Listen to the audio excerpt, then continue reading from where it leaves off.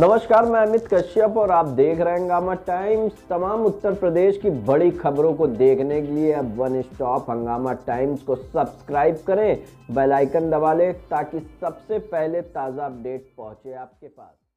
अपनी बात कहने का हर किसी को अधिकार है, ये बात सही है, मगर हमारे बीच नवनिर्वाचित सांसद जी इस क्षेत्र पंचायत की बैठक ग्राम पंचायत पे आपने बीसी सखी को दिया अनुदान के रूप में, तो वहाँ काम क्यों नहीं होता है? लोगों को अगर 500 रुपए निकाल लिए तो वो 15 किलोमीटर बेचारा चल के आता है।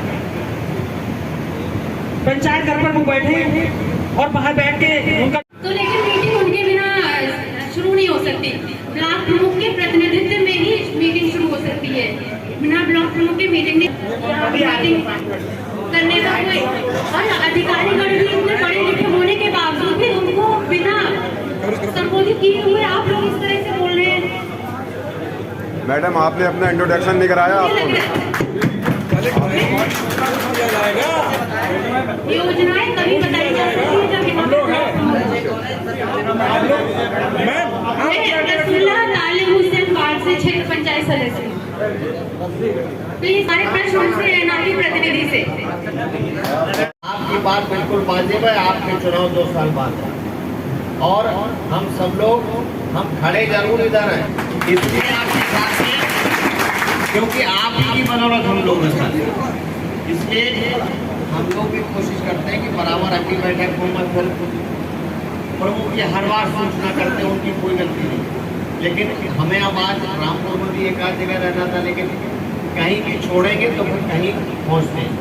आप सब लोगों का मंच का मैं बहुत बहुत आभार व्यक्त करता हूँ, प्रमुख जी का, और आप सब लोगों का भी पूरा अभिनंदन करते हुए, आभार व्यक्त करते हुए अपनी बात समाप्त करता हूँ।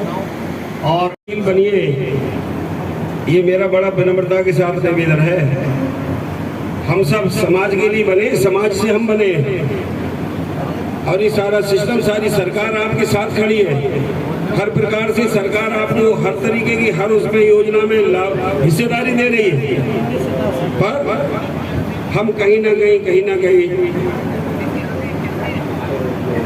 कहीं सरकार की योजनाओं को अंतिम व्यक्ति, पायदान वाले व्यक्ति तक पहुंचाने में कहीं ना कहीं विफल हो रहे हैं। इसलिए दोष सरकार का नहीं, हम सबका है, कहीं ना कहीं सिस्टम का दोष है। इसको ठीक करेंगे। मैं अपने वीडियो साहब का भी बहुत बहुत धन्यवाद दे रहा हूँ कि वो जरा इस सिस्टम को जरा ठीक करवाइए। अपने जितने हमारे सेक्रेटरी हैं उन सबसे भी आग्रह है कि कम से कम सप्ताह नहीं तो 15 दिन में अपनी उस ग्राम पंचायत में अवश्य पहुँचे।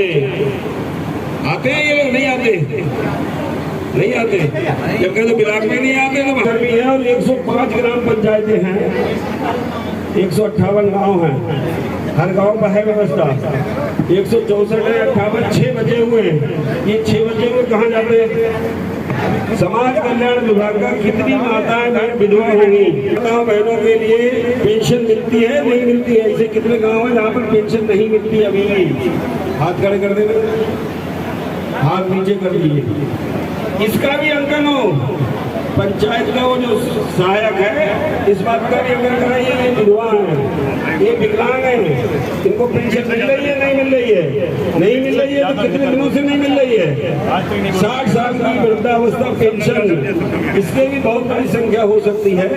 उनको भी हम लाभार्थी बनाएं, उनको भी नाम सूची में चढ़वाएं। मैं ऐसे ही बहुत सारी और चीजें, दुर्घटना बीमा है या और किसानों से संबंधित बहुत सारी ऐसी बातें हैं, उनका भी जरा हम लोग जरा वो करवाएं।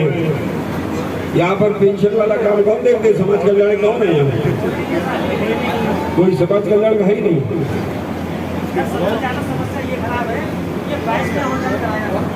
यहाँ से भी गए, हम भी मिले, सुनते ही नहीं समाज कल्याण।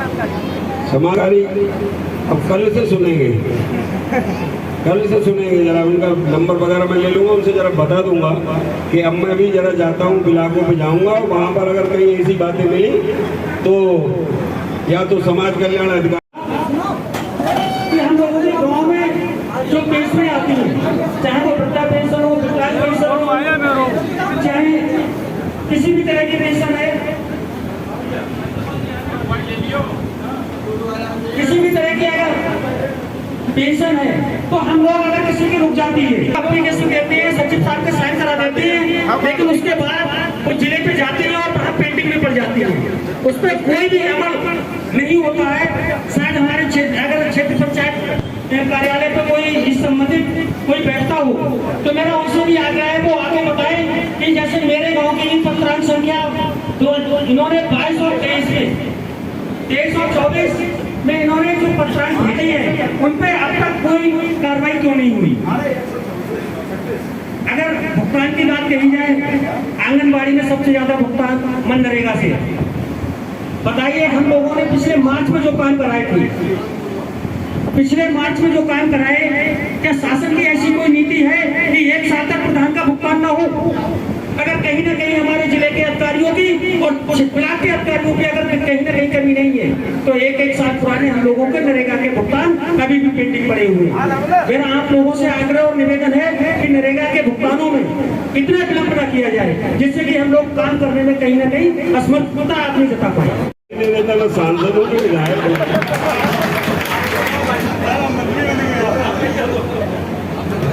चलो बहेड़ी में तो दोनों हूँ, बहेड़ी का काम में विधायकी वाला भी मुझे करना पड़ता है, इसलिए मुझे बहेड़ी याद रहती है।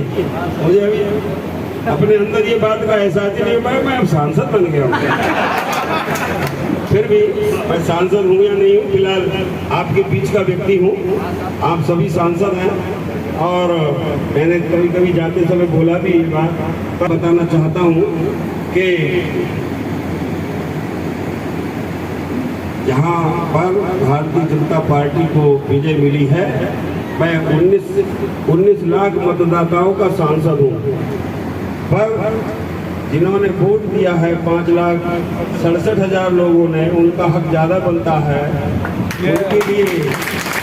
उनके लिए पहल होगी, काम उनके भी होंगे, बाकी जो बच्चे जिन्होंने खिलाफत की है उनके भी बातें सुनी जाएंगी, पर पहल उनकी होगी, कम से कम मेरी ओर से होगी। मेरी पार्टी के माननीय लोग बैठे, पूरा मंच भाजपा का, इनसे भी मैं कहूँगा जरा इस बात का ध्यान रखें, गौर रखें, बात उनकी भी सुनेंगे, पर पहले आपका उनका हक है जिन्होंने भाजपा के लिए कमल का बटन दबाया, प्रधानमंत्री बनाया। गंगा वहाँ पर और तेजी से बहेगी, ऐसा मैं अपने प्रमुख जी से कहना चाहूँगा, जरा वहाँ पर विशेष ध्यान रखें। बहुत बड़ी सीधी, अब पहले मैं बोलता नहीं था ऐसी बातें, पर अब इस चुनाव से मेरे अंदर ये भी आ गई कि जो अपना है सो अपना है, जो अपना नहीं है तो जहाँ कहीं जाओ वहाँ जाओ, कराओ काम, किससे कराओ। मैं सबको बहुत बहुत धन्यवाद दे रहा हूँ और सबको बधाई दे रहा हूँ, सबने सहयोग किया है उसके लिए बधाई। और इतना ही बता देता हूँ, अभी सबने हाथ खड़े किए थे कि भारतीय जनता पार्टी का अगला वाला चुनाव जो आएगा 2 साल बाद, तो 5 नहीं 6 विधानसभाएं जीतेंगी। अभी इसी लोकसभा में एक बहेड़ी वाली भी इसी में शामिल है, सब जीतेंगे, भाजपा नहीं जीतेगी। और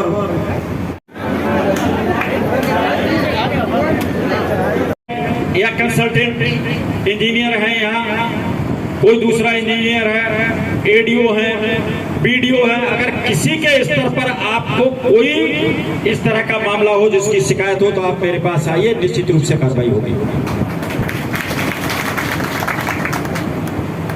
तो किसी भी मामले में छूट नहीं होनी चाहिए। सरकार इतनी अच्छी योजनाएं दे रही है और उन योजनाओं पर सही तरीके से अमल ना होने के कारण से कई सारी परेशानियां। मैंने कई गांव के अंदर देखा, कभी गरीब है आवास नहीं बनने दूंगा, तो ये चीजें भी नहीं होना चाहिए। देखो एक चीज और बता देता हूं, कभी भी राजनीति में कोई स्थायी मित्र कोई स्थायी शत्रु नहीं होता है। आपने किसी का आवास नहीं बनने दिया तो वो स्थायी जरूर हो जाएगा, आपके खिलाफ जरूर हो जाएगा। तो इसलिए विकास के काम सबके लिए खुले होने चाहिए, ऐसे नहीं दूंगा। ये ब्लॉक के आपके आइए कि 2 विकसित भारत संकल्प यात्रा के समय लोगों ने शौचालय के लिए मांग की थी, आवास के लिए मांग की थी, गांव के हिसाब से मिली थी। प्रत्येक गांव की सूची जानी चाहिए। तो चाहे शौचालय, प्रधानमंत्री आवास का काम है, के लिए मुख्यमंत्री आवास के काम हैं, के जितने भी काम हैं, मेरा सभी प्रधानमंत्री निवेदन है निष्पक्ष। हंगामा टाइम्स की तमाम खबरों को देखने के लिए हंगामा टाइम्स को सब्सक्राइब कर लीजिए और बेल आइकन दबा लीजिए। अगर आपको ये वीडियो अच्छा लगा हो तो लाइक बटन प्रेस कर अपनी प्रतिक्रिया हमारे कमेंट बॉक्स में देना मत भूलें।